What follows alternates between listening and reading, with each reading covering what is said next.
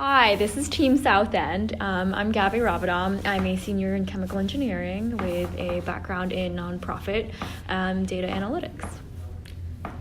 I'm Margot. I'm an online graduate student getting a master's in nonprofit management with a focus in global studies. I'm Robert Bosher. I'm a second-year human services and international affairs major. I'm Elisa Figueres. I'm a fourth-year environmental science major. I'm Charlotte Collins. I'm a first-year studio art major getting minors in environmental studies and global social entrepreneurship.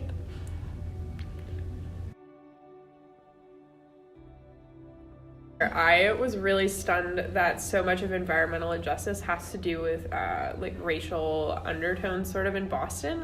That entirely makes sense to me, but 1000% coming into yesterday, I didn't realize that was going to be such a main focus for us this weekend. Because you always imagine all of these disparities occurring in far off. You think about climate injustice as something that disproportionately affects poor people in India with access to clean water, or you think about access to fishing in the Pacific Southeast, but you never think of it as being so close to home in in what we self-righteously consider a blue state. Mm-hmm. I think it's especially surprising coming from being here on campus in Northeastern, being so close, right across the street from Roxbury in the South End, and just realizing the way that environmental climate change is impacting these communities that are really so close to us in particular. Especially the proximity to Dudley Station. Yeah. Because all of the references to it as the huge emissions that come from it, you think of it as a failure of public policy from a transportation standpoint, but you also don't, I didn't realize it was a failure from a public health standpoint. Yeah.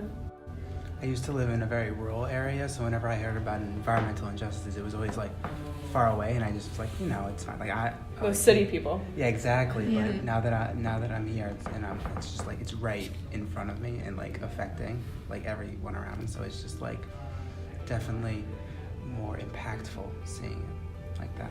I forget a lot that living here in this city, Boston is one of the most gentrified cities in the United States, and as college students living here, we're all agents of that gentrification. So it's been really, really cool doing this work this weekend and learning a lot more about some local initiatives going on.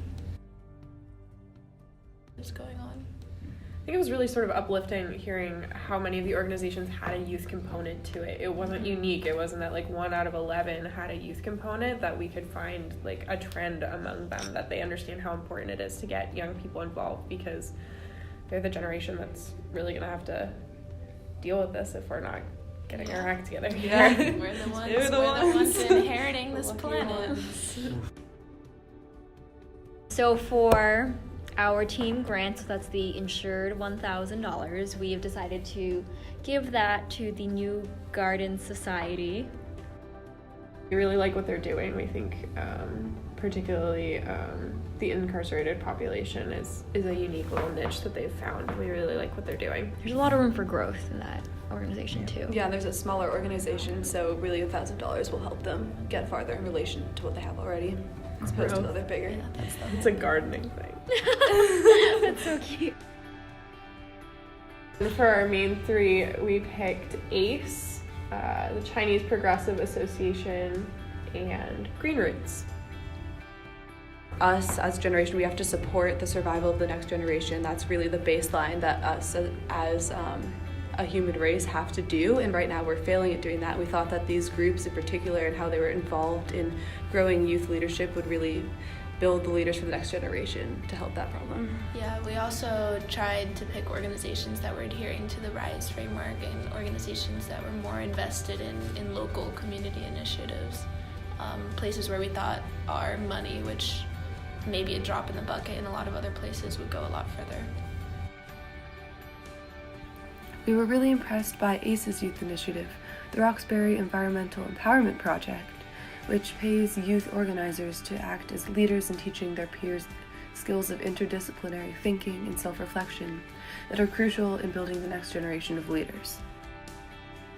Well, it's investing in the health of and survival of your own organization, because you're really training is. the next group of leaders that are going to and hopefully inherit this purpose. Yeah, or just to go out in the community and share what they know.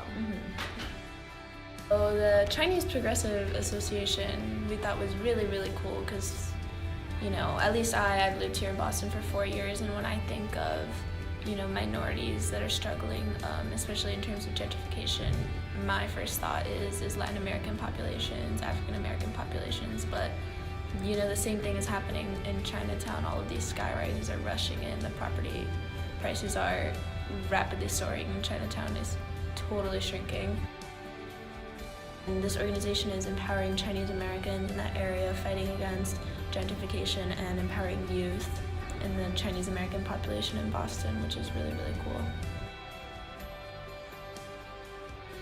The youth organization part of the Groomers movement was really appealing to us because of it being led by actual members of the youth community in Chelsea, sort of working towards projects that they felt were most important. One of the most significant of that is advocating for a youth pass to ride the T. We're all very glad for This this was a great experience. weekend. Yeah, I feel like I learned a lot. I learned a lot. I learned so much. Yeah. Should we Thank say you. love South End? Love Team Love South Love End. Team South End. Love Team South End.